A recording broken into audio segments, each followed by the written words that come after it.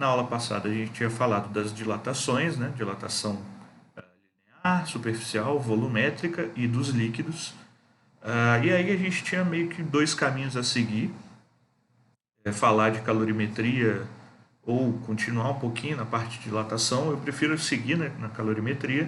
A parte de dilatação a gente vai discutir um pouquinho mais para frente na mudança de estado físico dos corpos. Aqui está meu cafezinho, apesar de eu estar gravando à noite. Então, para a gente manter, né, o ritmo aí, de novo, quando esse vídeo chegar até vocês, vocês terão acesso a uma lista de exercícios de calorimetria. Talvez não seja uma lista tão extensa, porque a gente ainda não falou da parte mais complexa, que é a nossa próxima aula de Física 2, que é mudanças de estado físico da matéria, tá? Quando entrar a mudança de estado físico, aí talvez as questões de calorimetria fiquem um pouco mais difíceis. Então essa lista deve ser reduzida, para vocês só pegarem a manha de como fazer, e depois na próxima aula a gente vai ter acesso àquelas listas maiores, né, que eu gosto de fazer, para vocês aí ficarem brincando à vontade, tá? Bom, vamos embora. Então, antes, a gente chega aqui ao conceito de calor, né, algo que a gente já chegou meio a discutir por alto, assim, né? Eu não falei muito do conceito de calor, eu comecei direto no conceito de temperatura, a agitação térmica das moléculas, e agora a gente entra no conceito do calor. Então vamos pensar o seguinte: eu tenho aqui meu corpo TA, vou dar um valor para a temperatura TA, vou dizer que ela é 80 graus Celsius, e eu vou ter uma temperatura, fazer de azul, TB, e eu vou falar que TB está a 10 graus Celsius. Ok? Sem conhecer muitas características desses corpos, sem saber, né, palavras que a gente já está acostumado. Se eles são condutores, são isolantes, têm alta condutibilidade, baixa condutibilidade, enfim. Esses termos a gente ainda vai tratar mais a fundo. Mas, genericamente, dois corpos de temperaturas diferentes, um grande e outro menor, né, vão estar no mesmo ambiente. Não precisa ter contato entre eles, certo? A gente não vai precisar que um encoste no outro. Ou seja, o que pode acontecer aqui? Ou o que a gente acha que vai acontecer? As moléculas do corpo A estão mais agitadas, portanto, tem mais energia térmica. As moléculas do corpo B estão menos agitadas e, portanto, têm menos energia térmica. Ou seja, você tem aí uma diferença de energia acontecendo. A tendência, então, é que o corpo A, para atingir o equilíbrio, até porque talvez a gente só consiga entender o porquê disso que a gente chama de calor, tá? Então, o calor a gente representa aqui pela letra Q, quantidade de calor, certo? Por isso a letra Q. Então, vai haver uma movimentação da energia que está, entre aspas, excedente do corpo A para o corpo B. Ao fim desse processo, né, então, fim do processo, o que a gente vai ter? Corpos A e B, aí eu vou botar um valor aqui, tá? Vamos supor que ambos a 50 graus Celsius. Tudo depende muito das características do corpo para saber qual a temperatura final. O que eu sei é que quando esses corpos entram em equilíbrio térmico, né, então aqui a gente tem o famoso equilíbrio térmico. Quando esses corpos entrarem em equilíbrio térmico, a gente vai ter o fim da troca de calor.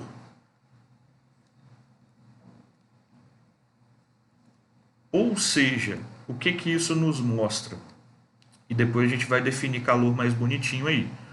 Que só há calor, a palavra, né, o conceito físico calor, só existe quando está sendo transferido de um corpo para outro, certo? Então só há transferência de calor de um corpo para o outro. Então um corpo que tem excesso de energia térmica passa para um corpo que tem falta de energia térmica. Isso acontece o tempo todo. Nós temos uma temperatura corporal de 36, 37 graus Celsius. Raramente a temperatura ambiente é maior do que isso, né? Às vezes é, mas a temperatura ambiente muitas vezes está, sei lá, vamos supor, na casa dos 24. Isso quer dizer que nós, o tempo todo, estamos fornecendo calor para o meio, né? O meio, ou a gente fala que a gente está fornecendo, ou o meio está retirando calor, né? No fim é a mesma coisa. Então nós estamos fornecendo calor para o meio. Nós somos uma máquina térmica, né? O corpo humano é um exemplo de máquina térmica. O que a gente precisa para continuar fornecendo calor para o meio? Energia, combustível, famosa comida. E a gente vai falar um pouquinho desse paralelo agora, talvez eu explore melhor isso em outro vídeo. Tá? A caloria no sentido nutricional e no sentido físico, certo? Bom, então antes da gente definir calor, a gente precisa falar sobre James Prescott Joule. Joule, para quem lembra aí dos estudos da física, é a nossa, vou escrever aqui em cima, é a nossa unidade de energia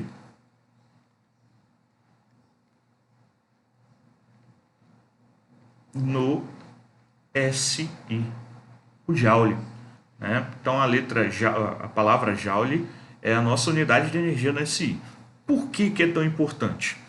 Esse mecanismo aqui, ó, que a gente tem um esboço, e aqui é um gifzinho mostrando mais ou menos como funciona, o Joule ele conseguiu relacionar energia mecânica com energia térmica.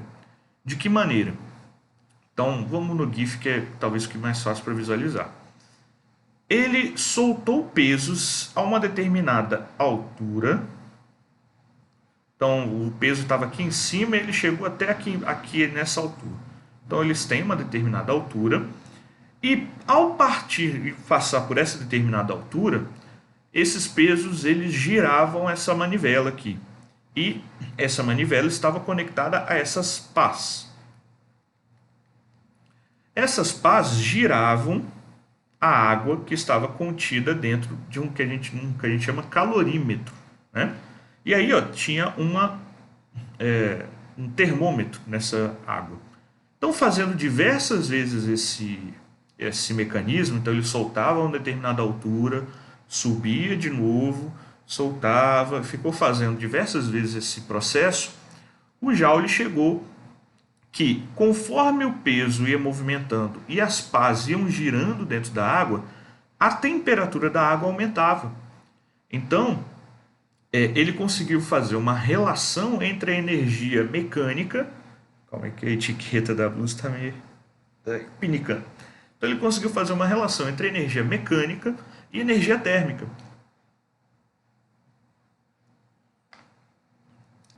Esse experimento de Joule foi muito importante para a gente fazer a relação entre essas duas energias. E aí, de novo, talvez a importância fique muito mais definida quando a gente estiver estudando as leis da termodinâmica, tá? Porque aqui a gente está falando de conceitos ainda muito iniciais, de calor e temperatura.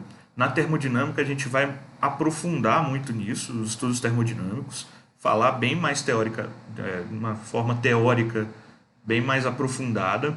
Então por isso que aqui eu estou falando bem de leve, tá? Eu só vou dar as ferramentas para vocês conseguirem resolver exercícios de calorimetria. Na termodinâmica que a gente vai entrar no conceito de fato, porque muitas vezes é o que aparece na prova, né? Os conceitos termodinâmicos muito mais do que conta. Então, essas pás girando, inclusive quem quiser ver, né? Tem esse vídeo aqui que eu não vou passar porque são 4 minutos em silêncio o vídeo e ele é um pouco repetitivo, né? São dois cientistas, né? Documentário, não sei se é da BBC, fazendo o experimento, né? Das pás de Joule. Então, quem quiser ver como funciona de fato o mecanismo, não entendeu pelo GIF, pela imagem, tem aqui bem bonitinho, eles recriaram com muita perfeição o experimento, tudo bem? Então, a partir do experimento de Joule, a gente conseguiu fazer uma seguinte relação. Calor é o que a gente chama de energia térmica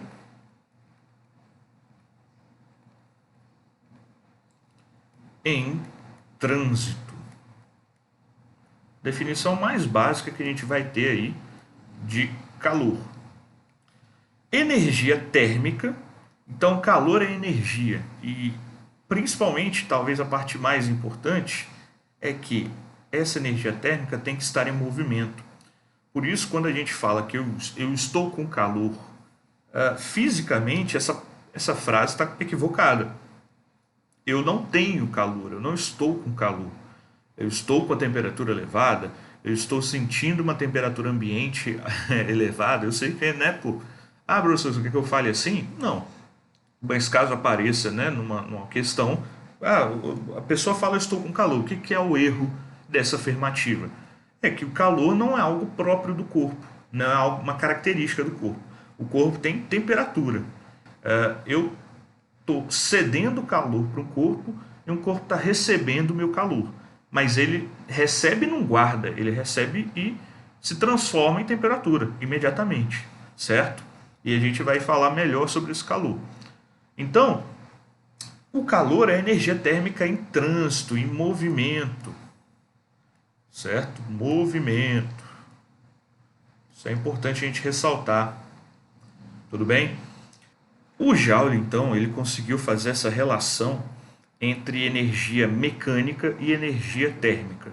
A gente tinha na física, na ciência, vamos dizer assim, muitas magias acontecendo. Tudo que a gente não conseguia explicar numa época bem passada, a gente recorria à magia.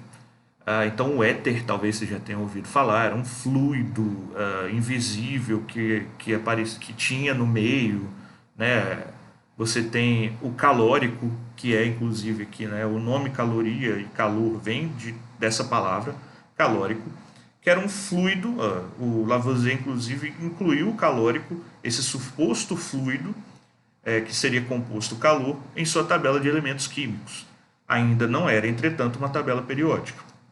Então, a gente tinha o calórico, ele era um fluido, e aí fluido é líquido ou vapor, só que ele era um fluido invisível, sem gosto, sem cheiro e sem tato. A gente não conseguia percebê-lo, só que a gente sabia que ele existia. Era a nossa explicação para o calor.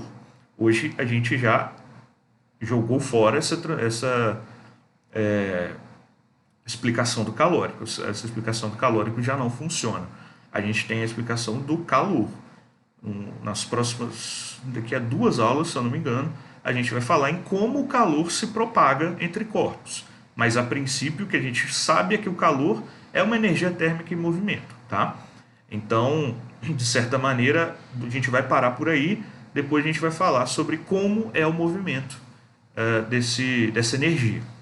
Mas então, o Joule ele conseguiu definir o valor de uma caloria, tá? Essa unidade de medida relacionada a calor. E é uma quantidade de calor recebida por 1 grama de água pura para elevar 1 grau Celsius a sua temperatura. Em geral, essa definição está ótima. Só aqui que a gente está sendo um pouquinho mais preciso, e eu vou falar que essa mistura tem que estar entre 14,5 e 15,5 graus Celsius, tá? Então, mais precisamente, para elevar em 1 grau Celsius 1 grama de água na temperatura de 14,5 para 15,5, certo? Isso é uma caloria. Então, com o experimento de Joule, ele conseguiu relacionar essa unidade de energia, que era totalmente térmica, com a unidade Joule, que era mais mecânica, vamos dizer assim. Muito mais usado. Quem lembra dos estudos da energia mecânica aí, né? O pessoal da durante a semana vai ver com o Eduardo e o pessoal de sábado vai ver comigo, que a energia mecânica. E aí, como é que ele relacionou? Quando ele botava aqueles pezinhos a uma certa altura e jogava, aquilo tinha uma altura. Ou seja, ele calculava a energia potencial gravitacional, né, daquilo que, quem lembra, a gente calcula como mgh. E isso era medido em joules. Joules. Então ele relacionou essas duas coisas. O quanto de energia ele estava cedendo. Só um minutinho, cor da tinta. O quanto de energia ele estava cedendo para o corpo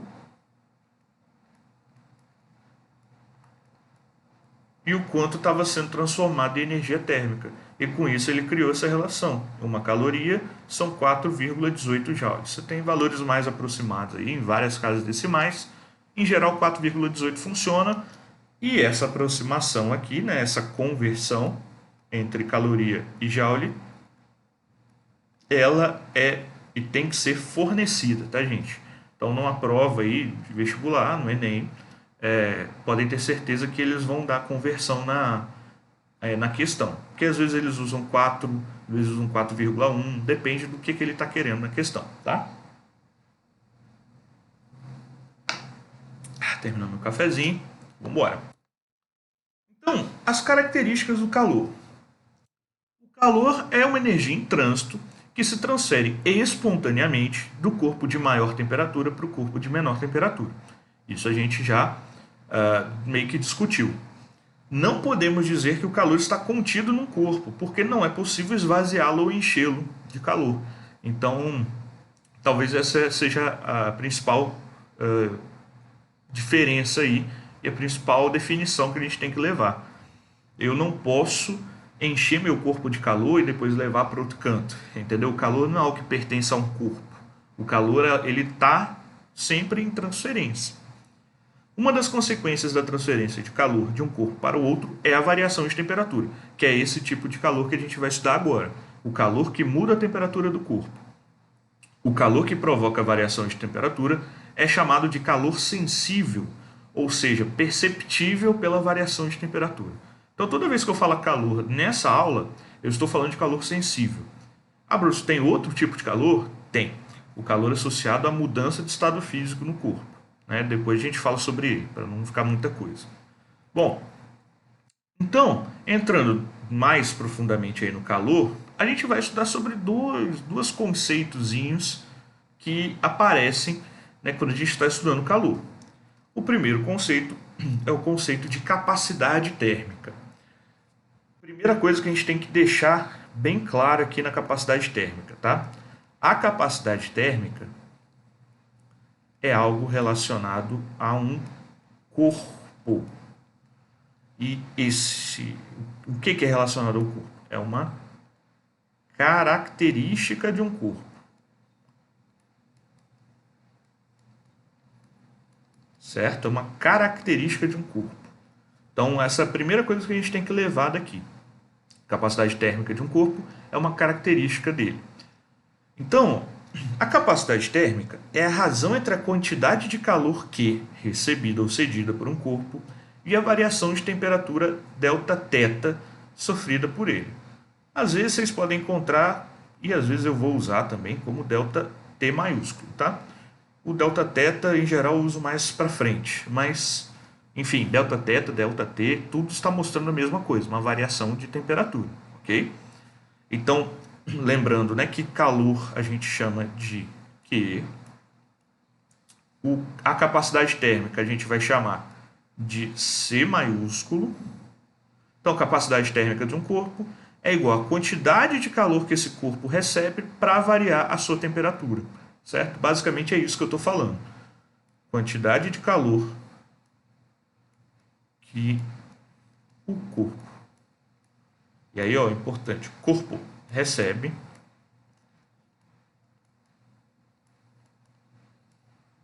para variar sua temperatura em um determinado valor, tá? Sua temperatura. Eu posso variar a temperatura em 1 grau, 2 graus, 3 graus, tanto para cima quanto para baixo. No Sistema Internacional de Unidades, a gente tem o Q medido em joules, mas pode ser medido em caloria. O delta-teta medido em Kelvin, mas pode ser medido em graus Celsius. E o C é medido em joules por Kelvin, ou joules por grau Celsius, porque uma variação, e aí lembrando lá da termometria, né? Uma variação de temperatura em graus Celsius é a mesma coisa que a variação de temperatura em Kelvin, né? Se eu variar 1 grau Celsius, eu estou variando 1 Kelvin. Então, por isso que meio que tanto faz. No SI, a gente tem também uma medida, vou falar usual. Usual. Qual é essa medida usual? Que é medida em caloria, delta-teta é medido em grau Celsius, logo C maiúsculo, deixa eu fazer um C maior aqui. Cadê? Caneta. O Czão vai ser caloria por grau Celsius. Essa é a medida usual. Então, a gente tem a medida no Sistema Internacional de Unidades e a gente tem uma medida usual, tá? Qual usar? Depende. Depende da questão, depende do que ele está te falando. Para vocês que estão treinando para o Enem, depende da resposta, né, das alternativas que ele bota. Tipo, todas as alternativas lá eles estão falando a resposta em joule por Kelvin. Então, usa joule por Kelvin. Todas as alternativas estão em caloria por grau Celsius. Então, usa caloria por grau Celsius. Aí, às vezes, ele pode te dar no enunciado em joule, na resposta está em caloria, você tem que fazer essa conversão. Então, tudo depende, tá? Não tem um certo e um errado. Em geral, quando a gente tem medida usual e medida no SI, não tem certo e errado. Tá? Se ele não falar nada, é errado da questão. Mas a gente deixa no SI. Tudo bem? Mas, em geral, as alternativas nos falam muito a respeito da resposta. Beleza? E a gente vai falar um pouquinho já do calor específico, da capacidade térmica, daqui a pouco. Tá? A gente vai fazer uma comparação com o calor específico. Quando a gente trata dele, o que a gente está falando, né? Eu vou fazer antes o exemplo para depois a gente ler a definição. Se você está vendo aí, você já pode, se quiser, ir lendo. Eu vou botar 2 baldezinhos. Um com água. E aí vamos supor que uma massa de 1 kg de água. E um outro balde. Esse foi o mais fininho. De areia. E também a mesma massa, tá? Exclusivamente a mesma massa. 1 kg de areia. Então, aqui eu vou ter areia. Meu baldezinho cheio. E aqui eu vou ter... Cadê? Água.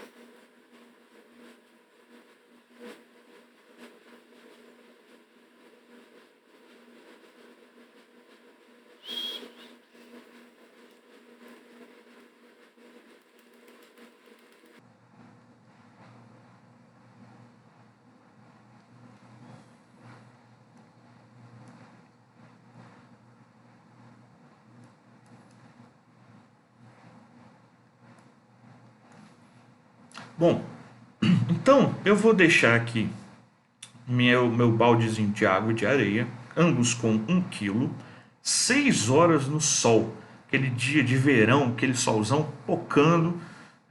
Você vai deixar um baldezinho de água com 1 kg, um baldezinho de areia com 1 kg. Aí você vai chegar assim, né? Você botou lá eles às 9 da manhã, aí você vai chegar às 3 horas da tarde e vai ver como é que eles estão. E aí você vai... Eu quero que antes de você chegar perto e tal, você bota o pé dentro do balde d'água ou bota o pé dentro do balde de areia. Qual que vai estar mais confortável para você botar o pé? O que vocês acham? Quem respondeu água, respondeu certo. A água vai estar morna, no máximo. A água não vai borbulhar, a água não vai ficar muito quente, né? Porque o sol ele não consegue fazer uma porção de água desse tamanho ferver. Na verdade, nenhuma porção de água, né? Daquela distância que ele está, a gente não consegue fazer a água ferver. Consegue fazer evaporar, mas não ferver. Ou seja, vou falar, sei lá, que a temperatura ao final desse processo que esteja a 40 graus Celsius. Ok? Agora, se você botar o seu pezinho na areia, você vai ficar com o pé queimado. Provavelmente a areia vai estar muito quente, né? Quem já foi na praia no dia de verão sabe como é que é. Então vamos supor que a areia tem uma temperatura, sei lá, de 70 graus Celsius. Qual que é a diferença entre os dois? Bom, a diferença entre os dois é que o calor específico deles, C minúsculo, vou puxar essa perninha para marcar que é o C minúsculo, o calor específico trata de uma propriedade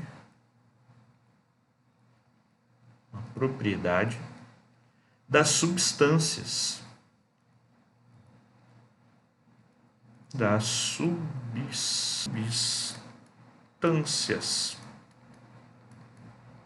Uma propriedade das substâncias. E aí, ou dos materiais, mas enfim.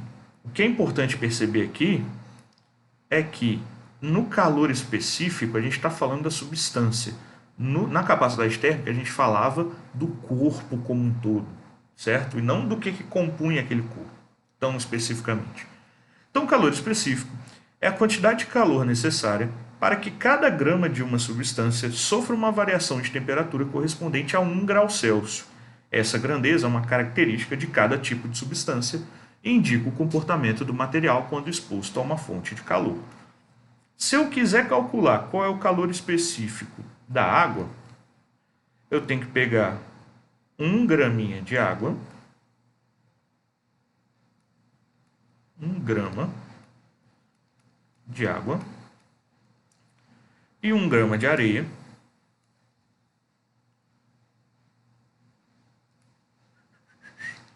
Aqui, 1 grama de água e 1 grama de areia.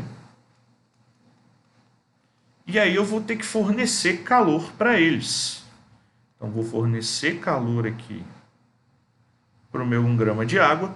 Vou fornecer calor para o meu 1 grama de areia. Certo? Vamos supor, e aí não é uma suposição, porque esse pelo menos eu sei o valor, da areia não lembro de cabeça, eu vou ter que fazer 1 caloria, vou ter que transferir para 1 grama de água 1 caloria. Ou seja, a quantidade de calor que eu tive que fornecer para variar em 1 grau Celsius, vamos usar delta θ igual a 1 grau Celsius, 1 grama de determinada substância. Esse é o valor esse é o valor do calor específico da água. 1 caloria, então se eu puxar aqui a setinha, o C da água vai ser igual a 1 caloria sobre grama vezes grau Celsius. Lá para baixo os outros slides vão ter algumas coisinhas mais precisas, tá? Da areia, se eu não me engano, é 0,2. Então eu preciso de 1 caloria para variar em 1 grau Celsius 1 grama de água. Ao passo que eu preciso de 0,2 calorias, ou seja, 5 vezes menos energia, né, calor. Eu preciso de 0,2 calorias para variar em 1 grau Celsius 1 grama de areia, a temperatura de 1 grama de areia. Eu estou falando variar, aqui nosso exemplo é aumentar, mas eu posso diminuir. Ou seja, eu só preciso tirar 1 caloria da água para diminuir a temperatura dela em 1 grau Celsius. O processo inverso também vale. Vale para aumentar a temperatura, vale para diminuir, beleza? Então, o C da areia é 0,2 calorias por grama vezes grau Celsius, beleza? Então, aqui embaixo, a gente tem uma tabela de valores. A areia eu acertei, beleza. Então, a gente tem a água, é 1 caloria por grama grau Celsius, o álcool etílico são 0,58, o alumínio, o ar, areia, carbono, chumbo, cobre, ferro, gelo e por aí vai. Olhando aqui, o menor valor que a gente acha é chumbo. Menor valor. E o maior valor que a gente acha é o hidrogênio. O que esses valores querem dizer? Querem dizer que O chumbo ele vai precisar só de 0,03 calorias para aumentar em 1 grau Celsius a sua temperatura. Ou seja, é muito fácil subir a temperatura do chumbo. É muito fácil subir a temperatura. Por isso, vamos ver os menores valores que a gente acha aqui. Areia, carbono, mas a gente não tem muita noção. Chumbo, cobre são pequenos, o ferro é pequeno, o gelo é altinho até, e depois a gente fala melhor sobre o gelo. O nitrogênio, o oxigênio e o vidro. Já viram aquele dia frio, que você vai na janela do seu quarto, encosta no vidro e você sente ele gelado? Você vai pegar numa maçaneta de ferro, ou você vai pegar num material de cobre, num dia mais frio, eles estão muito frios, num dia mais quente, ou se você botar no sol, eles ficam lá pelando, né? Imagina você botar uma barra de ferro no sol e tentar segurar depois. É a primeira coisa que esquenta. Ou seja, é muito fácil variar a temperatura desses corpos com calores específicos pequenos. Então, quanto menor o calor específico, mais fácil é variar a temperatura, certo? Ao passo que o hidrogênio é o inverso, né? A gente precisa dar muita energia para o hidrogênio mudar de temperatura, certo? Tudo bem? Eu estou falando o caso de dar energia, mas pode ser tirar também, tá, gente? Beleza?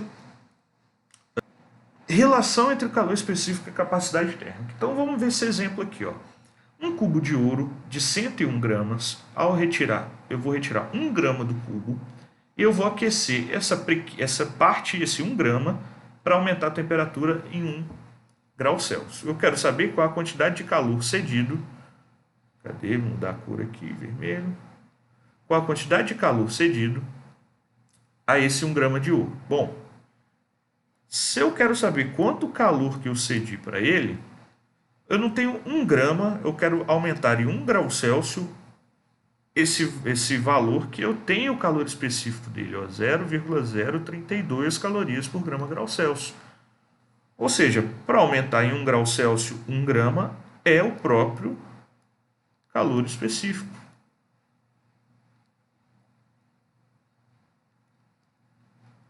Então a quantidade de calor é o próprio calor específico. Agora, eu posso perguntar aqui dentro mesmo, como um exemplo, tá? Eu quero que a massa agora seja de 2 gramas. Então, ao invés de aumentar a temperatura de 1 grama de ouro, eu vou ter que aumentar a temperatura de 2 gramas. Qual que vai ser o calor que eu preciso ceder?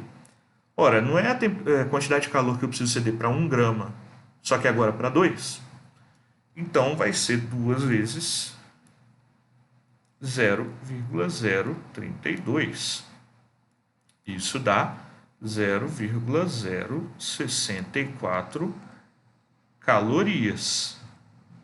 Se eu fosse escrever uma formulinha para isso, seria, de azul aqui, que Q é igual a M vezes C. Concordam? O calor total cedido é igual a massa vezes o calor específico. Beleza.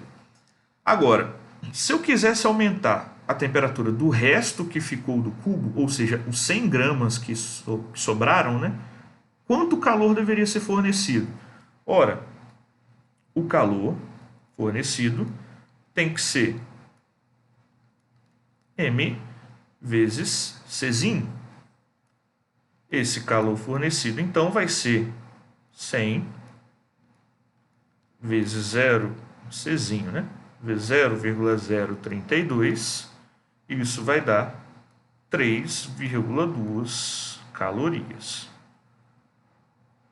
Beleza, só que agora, se eu imagino que eu não quero aumentar em 1 grau Celsius, eu quero aumentar a temperatura do resto do cubo em 2 graus Celsius. Qual a temperatura, qual a quantidade de calor que eu tenho que enviar para esse resto do cubo para aumentar a temperatura em 2 graus Celsius? Bom, vamos pensar.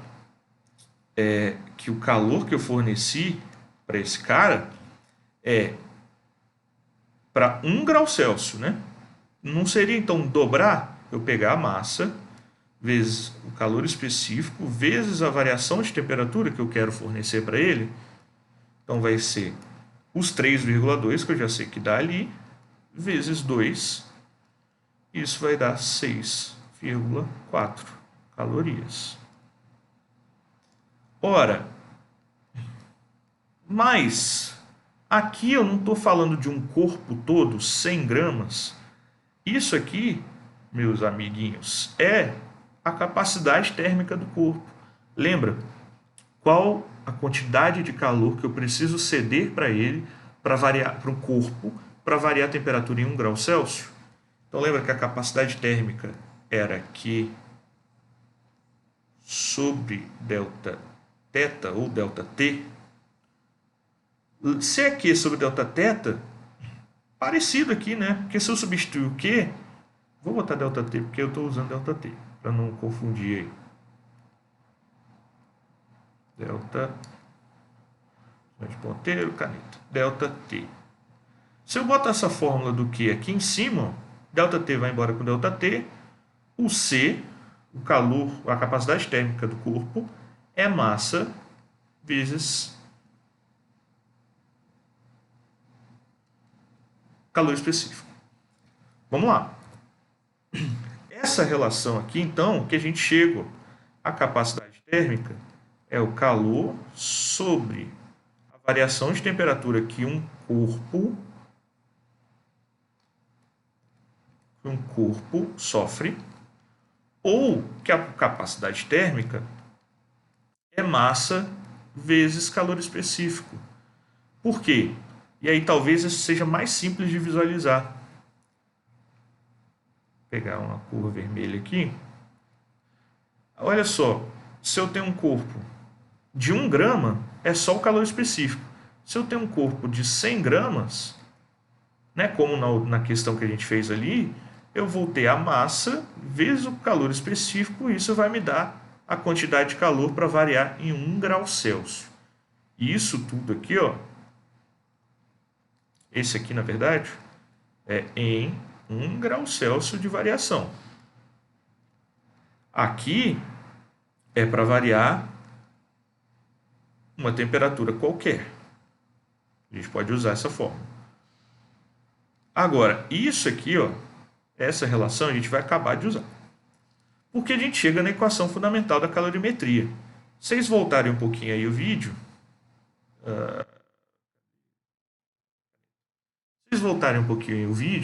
vocês vão ver que a gente usou esse Q igual a mc delta θ há 2 slides atrás, para fazer a conta lá da primeira questão. Quando eu aumentei a massa do corpo, eu tive que inserir ela. E a gente já usou a equação fundamental da calorimetria. Ela agora eu acho que fica um pouco mais, entre aspas, fácil de saber de onde vem. O Q é a quantidade de calor que o corpo cede ou recebe, é igual a massa do corpo vezes o seu calor específico, vezes a variação de temperatura que ele sofre. Se a temperatura, né, massa é sempre positivo, calor específico é uma constante sempre positiva, o que nos resta aqui é que o Δθ ele pode ser positivo ou negativo. Se o Δθ é positivo, quer dizer que o corpo recebeu o calor e a sua temperatura aumentou. Se o Δθ é negativo, quer dizer que o corpo cedeu o calor e a sua temperatura diminuiu. Tá? Então, quando o corpo perde calor, a sua temperatura diminui. Quando o corpo ganha calor, recebe calor, a sua temperatura aumenta. Até agora é isso que a gente está vendo de temperatura. Depois a gente vai ver o outro tipo de calor. Então, só aqui uma tabelinha de grandezas, né? Então você tem calor pode ser medido em calorias ou joule, massa em grama ou quilograma, calor específico em caloria por grama grau Celsius ou joule sobre quilograma vezes Kelvin, capacidade térmica caloria por grau Celsius ou joule por Kelvin, e a variação de temperatura em grau Celsius ou em Kelvin, tá? Unidades no SI ou unidades práticas não tem muita diferença, mas há termodinâmica, os estudos termodinâmicos, ele é uma ciência empírica, uma ciência usada baseada em experimentos, tá? Por isso que eu vou trazer muitas aulas aqui que tiveram experimentos associados, tudo bem? Então, por ser uma ciência muito baseada em experimentos, a unidade prática é muito mais usada na termodinâmica, porque era muito mais fácil usar, né? Então, grande maioria dos exercícios vai usar a unidade prática. Mas não quer dizer que não vão ter questões que usem o sistema internacional também. Tudo bem? E aí a gente entra no conceito principal aí de um sistema termicamente isolado, tá? Um sistema isolado é um sistema em que dois corpos ou mais vão trocar calor entre si até atingir o equilíbrio térmico, e a gente vai desconsiderar, por isso isolado, a gente vai desconsiderar trocas com o meio. Desconsiderar trocas com o meio. Não sei se entrou aí na minha foto, que eu não me vejo aqui na apresentação, tá? Mas desconsiderar trocas com o meio, é isso que eu escrevi. E aí, ó, a soma algébrica das quantidades de calor trocada entre os corpos é igual a zero. Vamos fazer um exemplo básico para a gente entender isso. Então, isolei dois corpos. O corpo vermelho, com uma temperatura de 100 graus Celsius, e um corpo azul,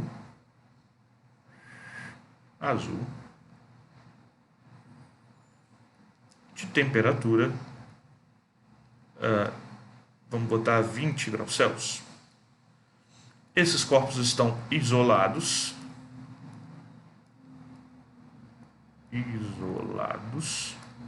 E aí, o que vai acontecer? Eles vão... Eu me perdi aqui por um segundo. Eles vão trocar calor até atingir o equilíbrio. Aí eu vou desenhar os dois com a mesma cor, né, para representar isso. Os dois de roxo. O corpo A, ou o primeiro corpo quente aí, e o corpo B, ou o segundo corpo mais frio, vão ter a mesma temperatura final. Vamos supor aí um meio termo aí, 40 graus, sei lá. Agora, o que aconteceu? O corpo A, imagina que esse corpo, vou chamar então de A e B. O corpo A, ele estava com a temperatura maior, quer dizer que o calor do A ele foi cedido, né? Ou seja, o corpo A perdeu o calor e, consequentemente, diminuiu sua temperatura. Esse calor que A cedeu foi recebido por B. Não tem mais ninguém ali dentro, né? É A e B só. A troca com o meio a gente vai ignorar. Ou seja, o QA cedeu um calor, o A, cedeu um calor QA, e o QB recebeu esse calor. Um calor cedido, ele vai ser representado com o sinal menos. Um calor recebido, ele vai ser representado com o sinal, e a gente vai fazer exemplo agora, tá? Mais, para ficar mais fácil de entender. O que isso significa? Que o calor de A, vou botar em módulo, tá? Mais o calor de B tem que ser zero. Ou seja, por quê? Porque o calor cedido por A aquecer não, desculpa, QA. Borracha. Aqui, caneta. O QA é igual a menos QB. Lembra que o calor recebido é um sinal positivo? Se eu transformo ele em negativo, isso significa que o QA, que é negativo, é igual ao QB, tanto em valor quanto em módulo, tá? Isso é a principal forma de fazer em cálculos com um sistema isolado de troca de calor. Então aqui o que ele está falando, né? Esse símbolo aqui é o de somatório.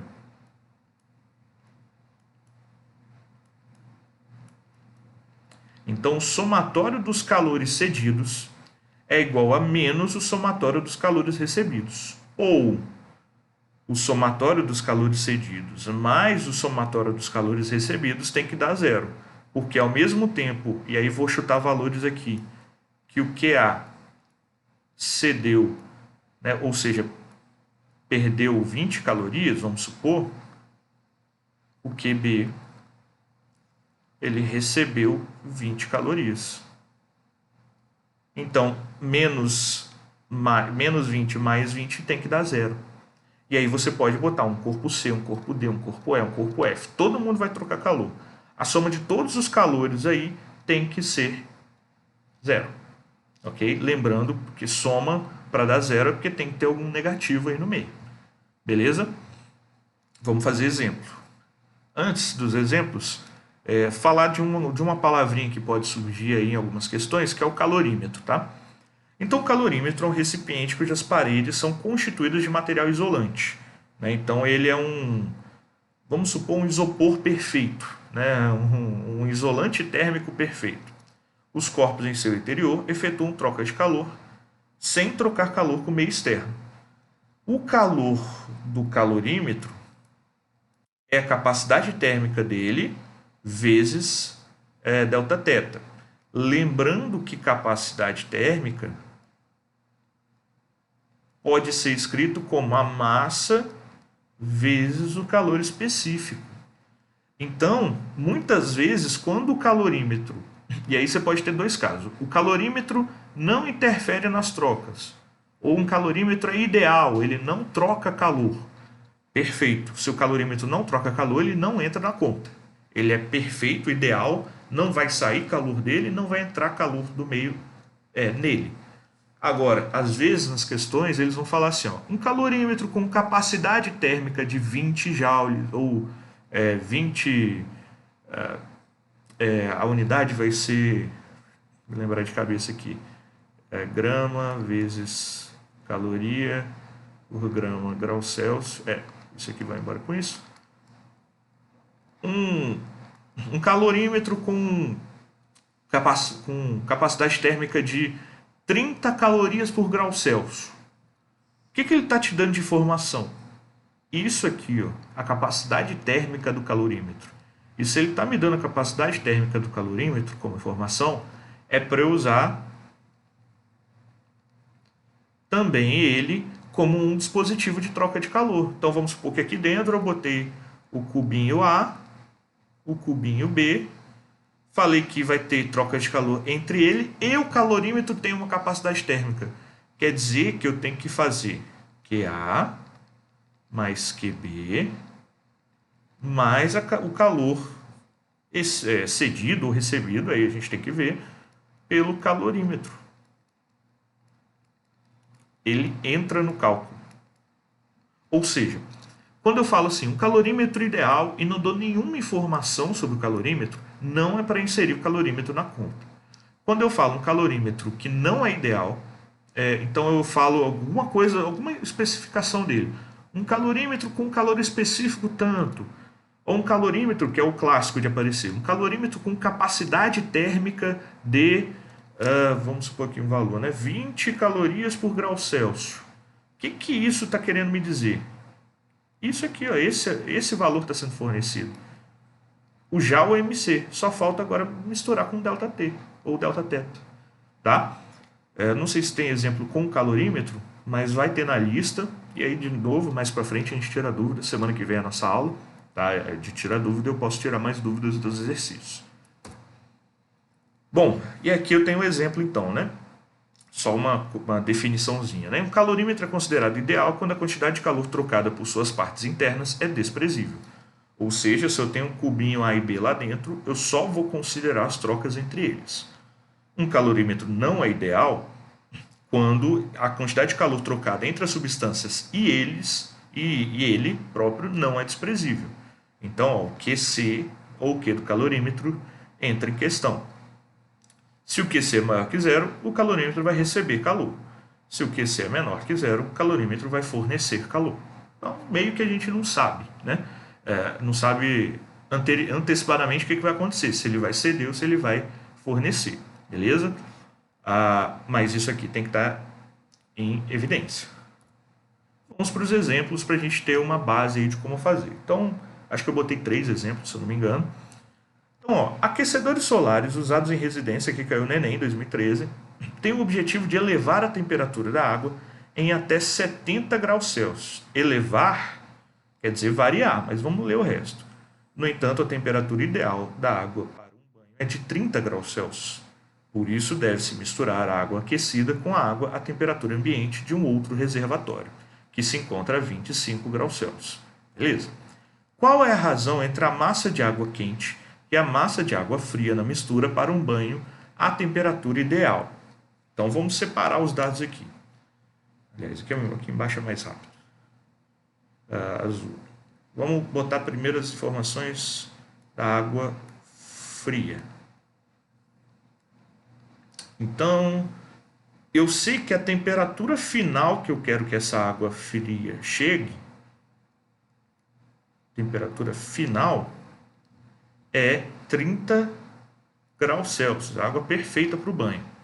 Eu sei que a temperatura inicial, né, a água ambiente, mas eu estou chamando de fria só para diferenciar mais fácil, a temperatura inicial dessa água é 25 graus Celsius, beleza?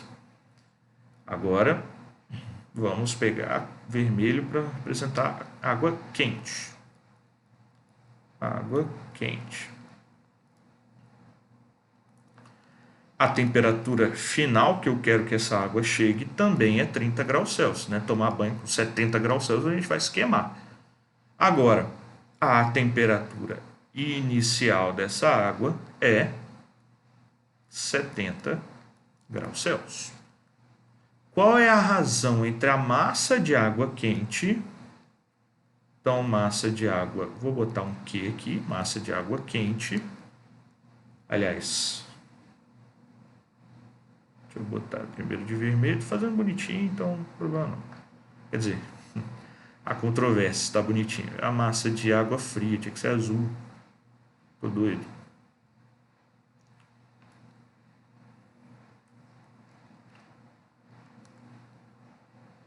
Eu tenho que pegar a manha de trocar essa cor mais rápido que, né, ninguém merece.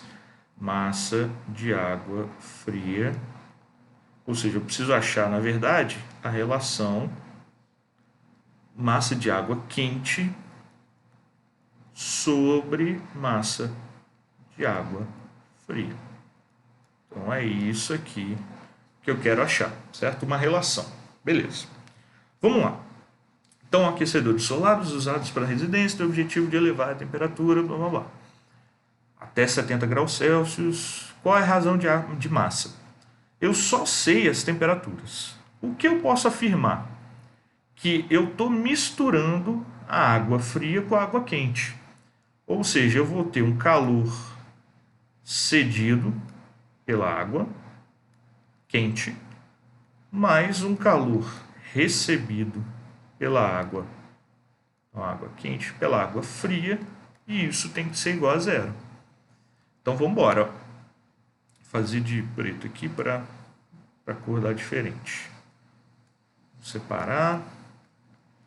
Então vamos lá. Ó. Calor cedido pela água quente. Então eu estou falando da água quente aqui, tá?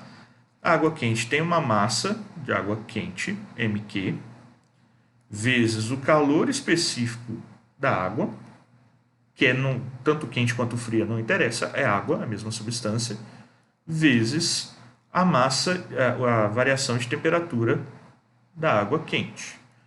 Mais, então agora, ó, aí eu estou separando com parênteses só para não ficar muito bagunçado.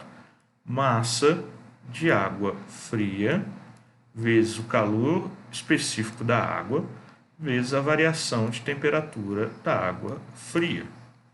Isso é igual a zero. Beleza. Pô, professor, o calor cedido não tem que ser negativo, o calor recebido não tem que ser positivo? Não preciso me preocupar com o sinal antes, porque o sinal vai aparecer pela variação de temperatura, tá? Então não preciso ficar se preocupando com regra de sinal, tudo bem? Vamos lá, vou substituir os valores que eu conheço. MQ eu não conheço, mas quero conhecer. Massa, o calor específico da água. Me assusta aqui a questão de Enem, mas como ele não, por que ele não deu valor numa prova que ele quer que você use um valor?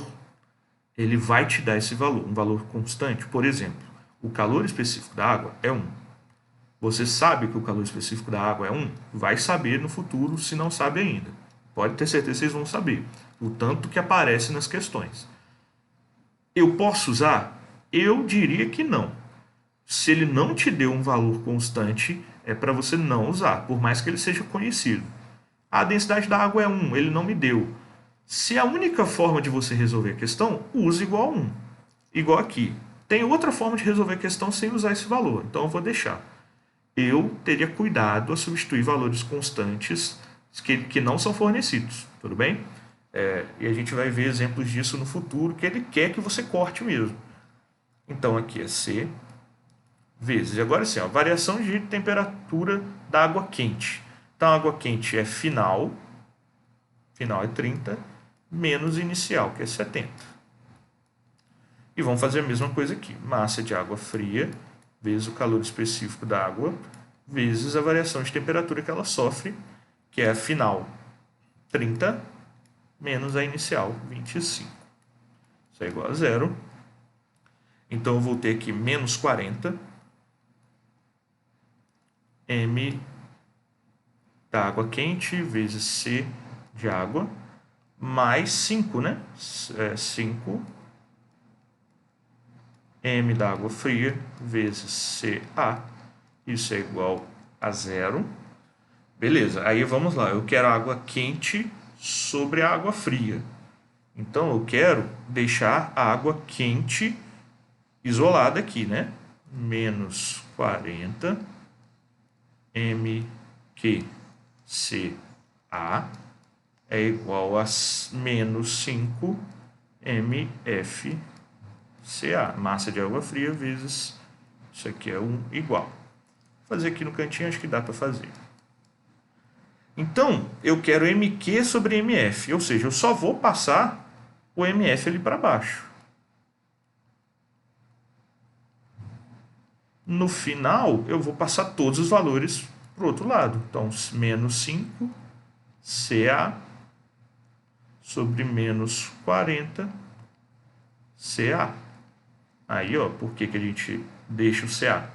Se ele não te deu um valor constante, é porque você vai cortar uma hora. Porque é uma questão de concurso ou vestibular, não pode assumir que você gravou um valor de uma constante, tirando algumas exceçõezinhas, tá? Que a gente fala.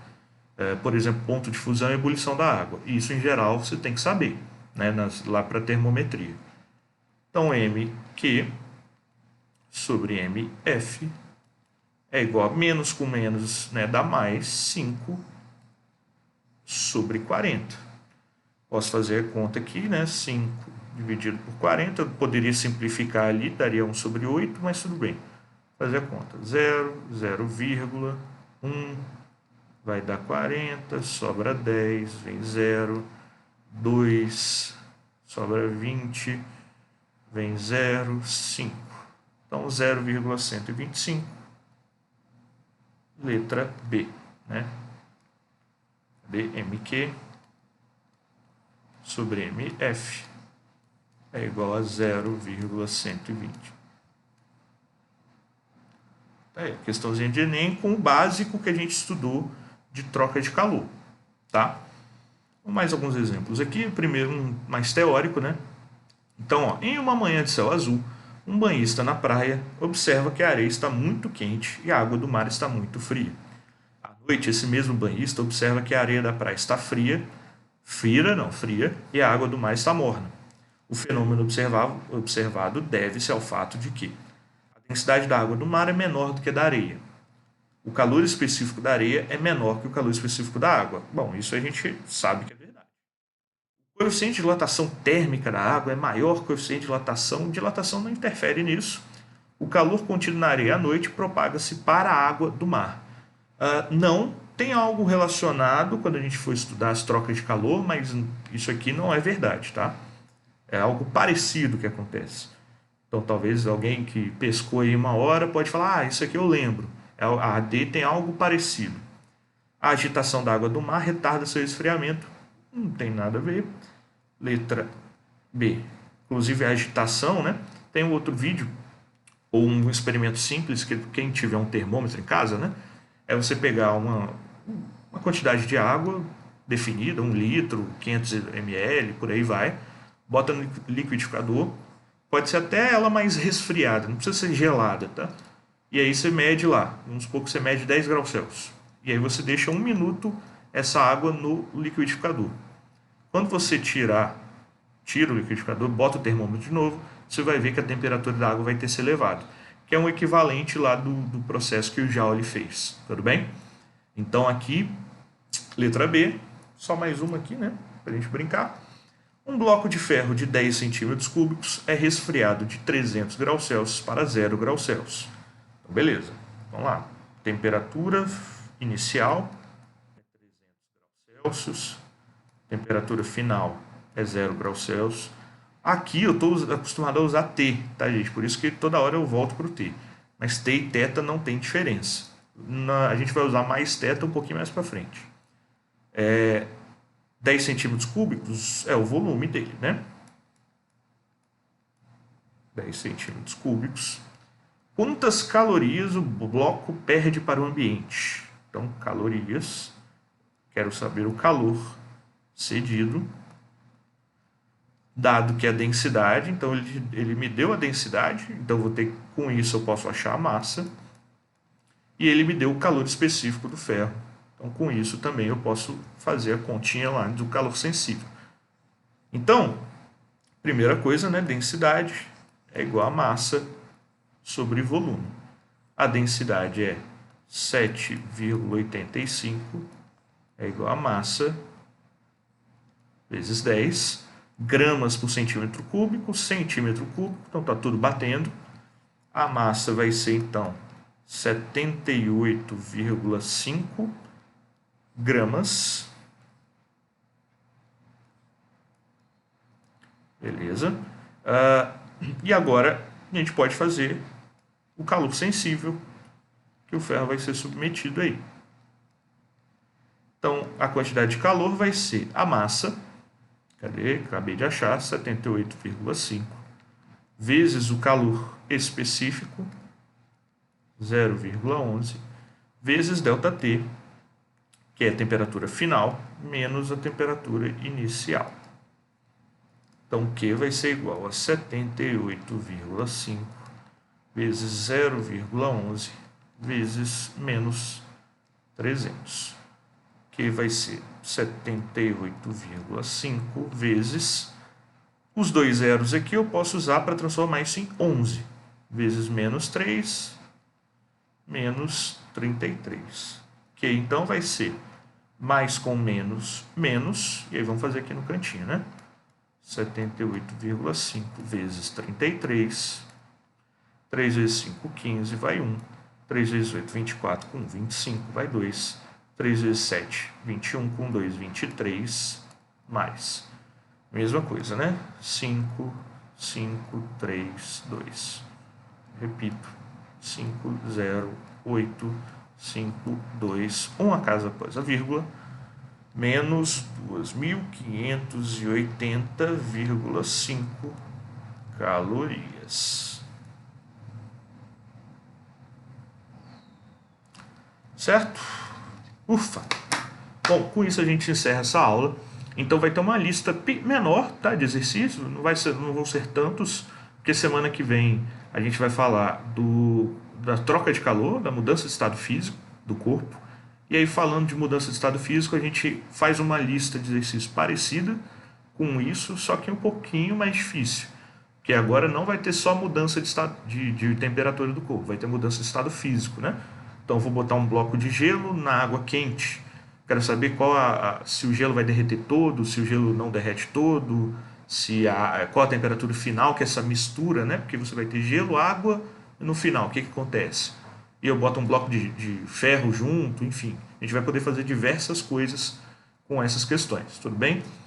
A gente se vê semana que vem. Na semana que vem também a gente tem uma aula de tira dúvida, então ajuda um pouco nessa parte, mas eu devo lançar um vídeo, vamos ver, pelo menos uma correção de exercício, né? Falta fazer a correção da lista de dilatação, eu tirei algumas dúvidas na live na semana passada, mas eu quero fazer a lista de correção, só que são muitas aulas que eu estou gravando, tá, gente? Então por isso que às vezes não dá tempo de eu gravar, porque eu estou editando, estou fazendo um negocinho mais ajeitado para dar tudo certo, tá? A gente se vê na próxima. Estamos aí, qualquer coisa que vocês precisarem. Valeu, falou!